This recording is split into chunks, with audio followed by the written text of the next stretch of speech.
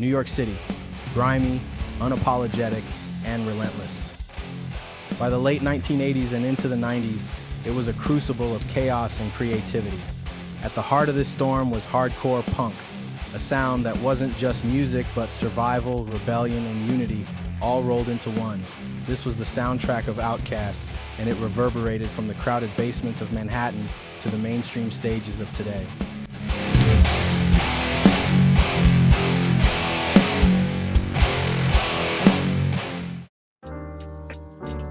The late 1980s saw the second wave of New York hardcore, or NYHC, erupt with unparalleled intensity.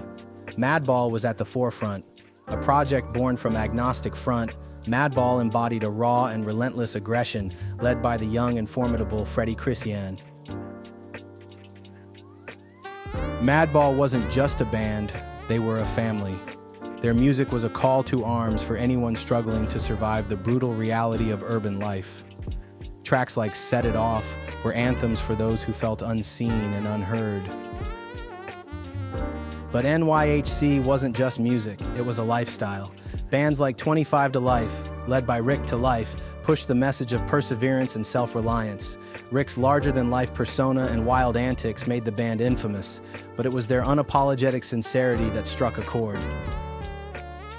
And then there was Crown of Thornz, a band blending hardcore grit with streetwise swagger. Frontman Danny Diablo was no stranger to chaos, both on stage and off. Stories of fights breaking out mid-set weren't uncommon, but neither was the sense of family and protection these bands offered their fans. Hardcore wasn't just about aggression, it was also about introspection. 108, a Krishna-inspired hardcore band, injected spirituality into the scene. Their music was a stark contrast to the chaos, a reminder that even in darkness, there was a search for meaning. Meanwhile, Vision of Disorder took hardcore to new extremes. Their blend of raw emotion and heavy experimentation set the stage for the genre's evolution in the years to come. NYHC wasn't just about the music, it was about the moments. Like the time Madball's Freddie Christian allegedly played a set with a busted lip after getting caught in a brawl outside CBGB's. Or when Danny Diablo of Crown of Thornz supposedly climbed onto a bar to break up a fight mid-song, turning chaos into connection. Every show was unpredictable, raw, and alive. It wasn't safe, but that was the point. Hardcore was about facing life head-on, no matter how messy it got. Fast forward to today, and hardcore isn't just thriving, it's breaking into the mainstream. Bands like Knocked Loose, whose gut-punching breakdowns have drawn in fans far beyond the underground, recently played on Jimmy Kimmel. This was a watershed moment, signaling hardcore's growing influence in popular culture. Yet, even as hardcore enters bigger stages, it remains unapologetically true to its roots, raw, rebellious, and honest. New York hardcore wasn't just a local phenomenon, it inspired scenes across the country. From Boston to Los Angeles, bands took NYHC's blueprint and made it their own.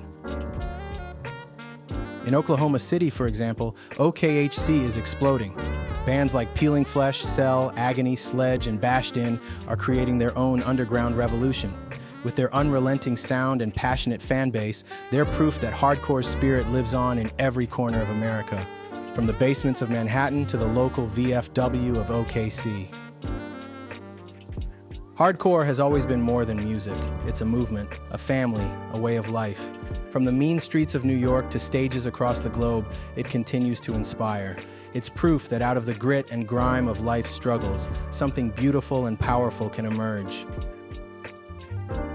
So the next time you hear a crushing breakdown or feel the chaos of a mosh pit, remember, this is hardcore. It's not just a genre, it's a way of saying, I'm still here, I'm still fighting.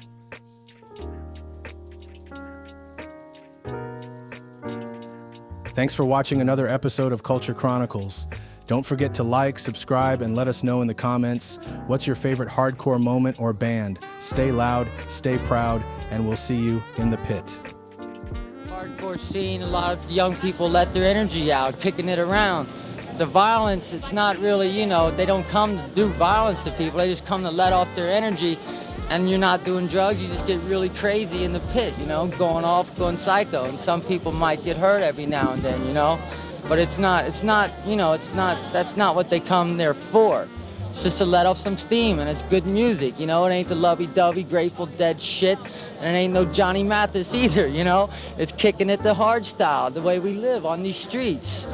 You know, you face it every day. I mean, there's crack on that corner, there's heroin on that corner, you know. It's there, and the music lets it out, you know. We get away from the drugs and just listen to the music and kick it, and sometimes it gets a little raw in the middle.